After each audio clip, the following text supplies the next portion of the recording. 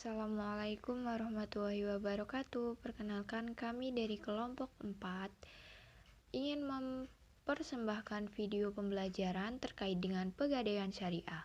Sebelumnya, perkenalkan nama kelompok kami. 1. Mufahmi Sidik, 2. Arbi Ginardo, yang ketiga Aniswatu Laila. Materi yang pertama yakni definisi Pegadaian Syariah.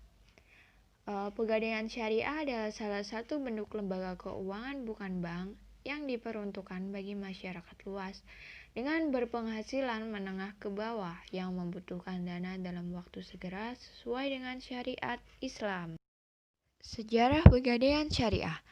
Di Indonesia sendiri, sejarah Pegadaian Syariah dimulai dari terbitnya PP per 10 pada tanggal 1 April 1990, dapat dikatakan menjadi tonggak awal kebangkitan Pegadaian. Suatu hal yang perlu dicermati bahwa PP per 10 menegaskan misi yang harus diemban oleh Pegadaian untuk mencegah praktek riba. Misi ini tidak berubah hingga terbitnya PP 103 per 2000 yang dijadikan sebagai landasan kegiatan usaha perum Pegadaian sampai sekarang. Materi selanjutnya yaitu mekanisme kerja Pegadaian Syariah. Yang pertama, nasabah meminjamkan barang kepada Pegadaian Syariah untuk mendapatkan pembiayaan. Kemudian, Pegadaian menaksir barang jaminan untuk dijadikan dasar dalam pemberian pembiayaan. Yang kedua, Pegadaian Syariah dan nasabah menyetujui akad gadai. Yang ketiga, Pegadaian Syariah menerima biaya-biaya administrasi dibayar di awal transaksi, sedangkan untuk jasa simpan di saat pelunasan hutang.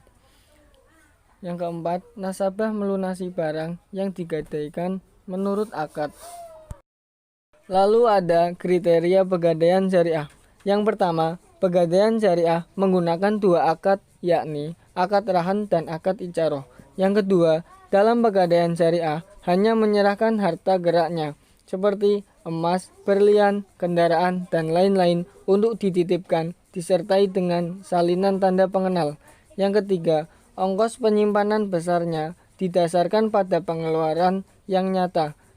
Diperlukan tidak boleh dikaitkan dengan jumlah utang rahin kepada murtahin. Selanjutnya, dasar hukum Pegadaian Syariah.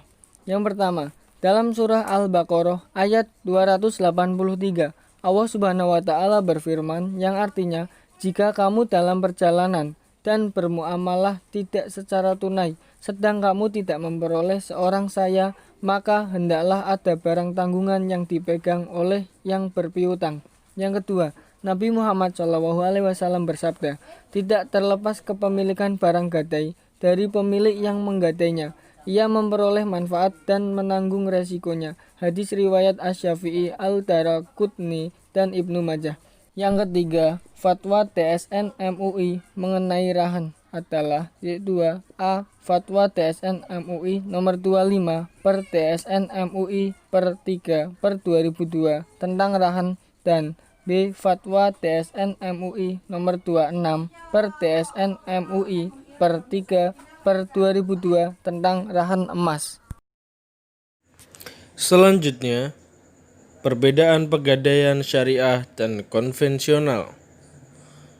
Yang pertama, Pegadaian konvensional. 1. Berprinsip tolong-menolong, juga menarik keuntungan dengan cara menarik bunga. Yang kedua, gadai hanya berlaku pada benda yang bergerak. Yang ketiga, adanya istilah bunga atau memungut biaya dalam bentuk bunga yang bersifat akumulatif dan berlipat ganda. Sedangkan Pegadaian Syariah, yang pertama, dilakukan secara sukarela atas dasar tolong-menolong tanpa mencari keuntungan. Yang kedua, seluruh benda baik harus yang bergerak maupun yang tidak bergerak.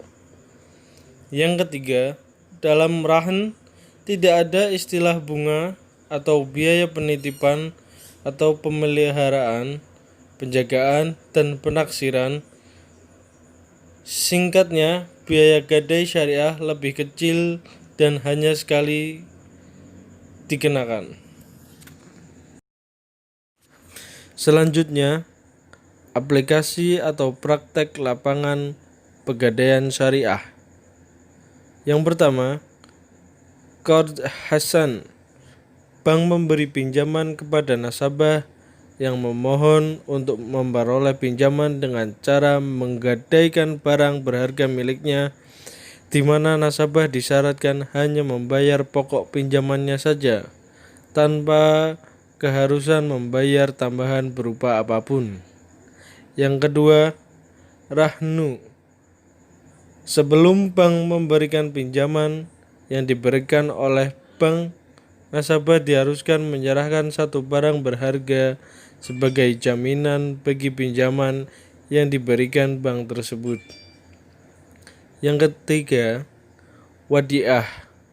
Bank menerima penitipan atau cash body barang berharga yang diserahkan oleh nasabah sebagai jaminan tersebut dan disimpan oleh bank berdasarkan konsep adiah, di mana bank berjanji untuk menyimpan barang tersebut di tempat aman dan menyerahkan kembali barang tersebut pada waktunya.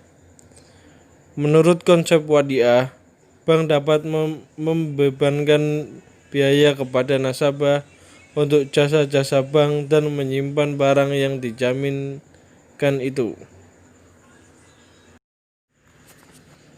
Selanjutnya, prospek perkembangan pegadaian syariah.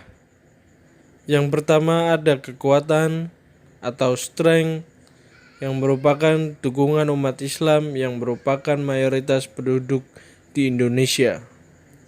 Yang kedua ada kelemahan atau weakness, karena Rahan membawa misi bagi hasil yang adil, maka memerlukan banyak tenaga-tenaga yang profesional dan handal. Yang ketiga ada peluang atau opportunity, adanya peluang ekonomi dari berkembangnya gadai. Yang terakhir, ancaman atau threat.